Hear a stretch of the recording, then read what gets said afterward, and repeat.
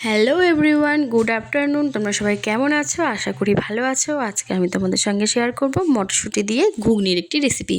তার জন্য কড়াইতে পরিমাণ মতো তেল দিয়ে তার মধ্যে জিরে, শুকনো লঙ্কা, এলাচ, দারচিনি ফোড়ন দিয়ে ডুমো ডুমো করে কেটে রাখা আলু দিয়ে নাড়াচাড়া করে পরিমাণ মতো লবণ দিয়ে ঢেকে দেবো।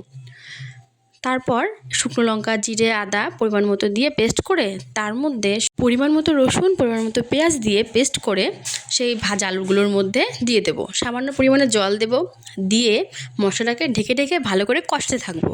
যখন দেখবো কষানো মোটামুটি হয়ে এসেছে তার মধ্যে দিয়ে দেবো কয়েক টুকরো টমেটো দেওয়ার পরে আবারও ভালো করে কষিয়ে তার মধ্যে দিয়ে দেবো পরিমাণ মতো হলুদ দিয়ে আবার ঢেকে দিয়ে তখন দেবো মশলা থেকে তেল ছেড়ে যাচ্ছে, তখন তার মধ্যে দিয়ে দেবো মটরশুঁটিগুলো কালারগুলোকে সবুজ রাখার জন্য আমি গরম জলের মধ্যে মটরশুঁটিগুলোকে চুবিয়ে রেখেছিলাম।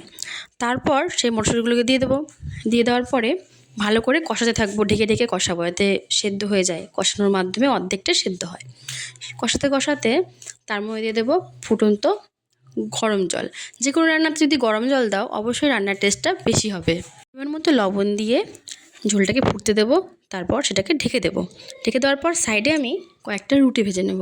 তোমরা রুটির সাথেও খেতে পারো, লুচির সাথেও খেতে পারো। আমি রুটি করেছিলাম। এই ফুলকো ফুলকো রুটির সাথে এই তরকারির যে কী টেস্ট, যদি না করো কখনোই বুঝবে না। তো আমার এই রেসিপিটা ফলো করে অবশ্যই ভিডিওটা বাড়িতে ট্রাই করে দেখো। বাড়ির কথা দিচ্ছি, বাড়ির সকলের অবশ্যই খুবই ভালো লাগবে। এদিকে রুটিগুলো ভাজা হয়ে গেছে। তারপর তরকারির মধ্যে গরম মশলা দিয়ে তরকারিটাকে নামিয়ে রুটির সাথে সার্ভ করব।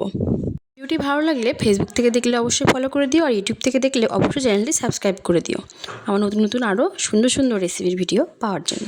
তো আজকে এটুকুই।